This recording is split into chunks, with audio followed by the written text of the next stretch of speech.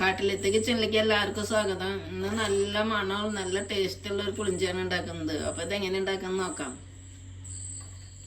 പുളിഞ്ചി ഉണ്ടാക്കാൻ ആവശ്യമായ സാധനങ്ങൾ: 200 ഗ്രാം പുളി, 100 ഗ്രാം ഇഞ്ചി, 5 പച്ചമുളക്, കുറച്ച് ചെറിയ ഉള്ളി, 1 സ്പൂണ് മഞ്ഞൾപ്പൊടി, 3 വറ്റൽമുളക്, 1/2 സ്പൂണ് കടുക്, 1/2 സ്പൂണ് മല്ലിപ്പൊടി, 1 സ്പൂണ് മുളക് പൊടി, 1 സ്പൂണ് കായംപൊടി, 1/2 സ്പൂണ് ഉലുവപ്പൊടി, ആവശ്യത്തിന് വെളിച്ചെണ്ണ, കുറച്ച് കറിവേപ്പില, 5 ശർക്കര ഇതേപോലത്തെ. 1 ഗ്ലാസ് വെള്ളം ഒഴിച്ച് തിളപ്പിക്കാം. വെള്ളം തിളച്ചിട്ട് നമുക്ക് പുളി അതിലിട്ട് വെക്കാം. ഇതിന് തണുത്തിട്ട് നന്നായിട്ട് പിഴിഞ്ഞെടുക്കണം. അതിലിട്ട് ഇഞ്ചിയും പച്ചമുളകും ഉള്ളിയൊക്കെ നമുക്ക് കട്ട് ചെയ്യണം. ചെറുതാക്കിയിട്ട് കട്ട് ചെയ്യുക.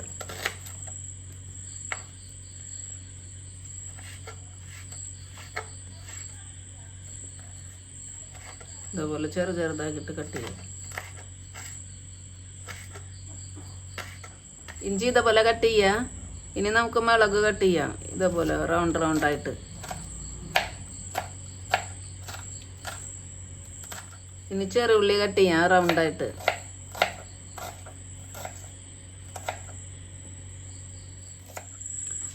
പുളി തണുത്തുണ്ട്. നമുക്കിതിൽ കുറച്ചും കൂടി വെള്ളം ഒഴിച്ചിട്ട് നന്നായിട്ട് പിഴിഞ്ഞെടുക്കുക. ഇതിൻ്റെ ഇത് നന്നായിട്ട് കൈ കൊണ്ട് പിഴിയുക.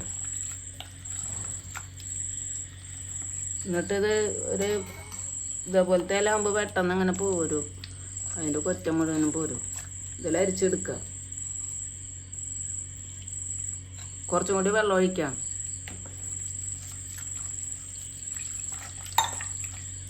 ഒന്നും കൂടി പിഴിഞ്ഞിട്ട് നന്നായിട്ട് അതുപോലെ 2-3 പ്രാവശ്യം പിഴിഞ്ഞെടുക്കുക. കുറേശ്ശെ വെള്ളം ഒഴിച്ചിട്ട്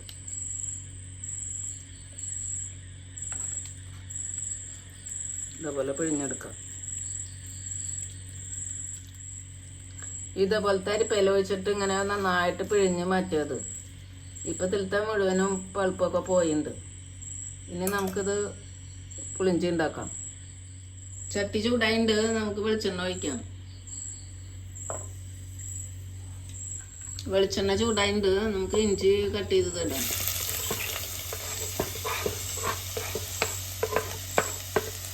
ഉള്ളി ഇടാം. പച്ചമുളക് കട്ട് ചെയ്തത്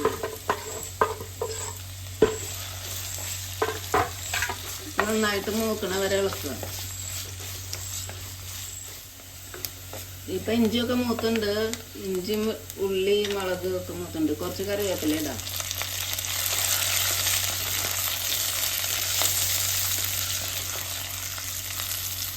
ഇനി നമുക്കിതിലേക്ക് പുളി പിഴിഞ്ഞത് ഒഴിക്കാം. ഇതുപോലെ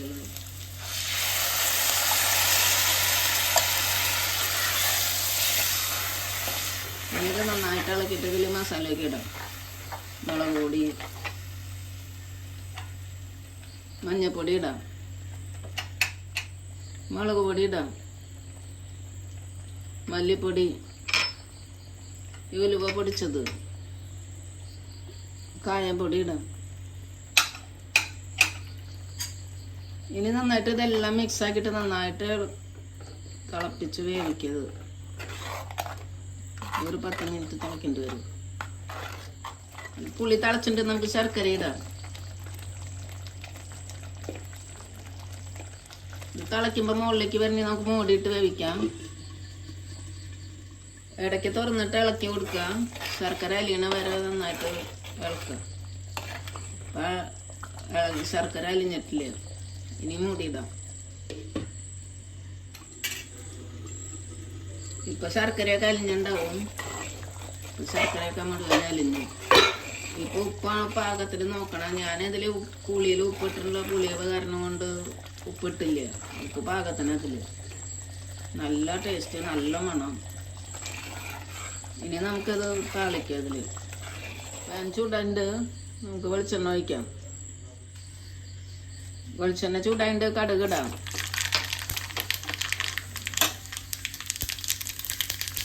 മുളക് ഇടാം.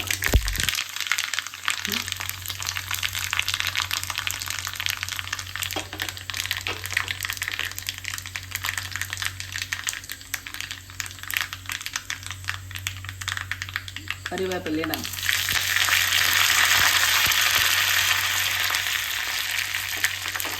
ഇനി നമുക്ക് പുളിഞ്ചിയിലേക്ക് ഒഴിക്കാതെ.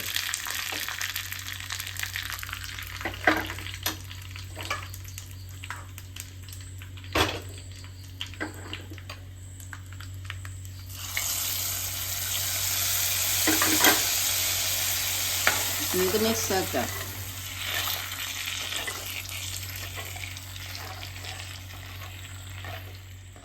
പുളിഞ്ചി റെഡി ആയിട്ടുണ്ട്. അപ്പം എല്ലാവരും എൻ്റെ സ്റ്റൈലിൽ ഇതേപോലെ പുളിഞ്ചി ഉണ്ടാക്കി നോക്കിയിട്ട് അഭിപ്രായങ്ങൾ പറയുക.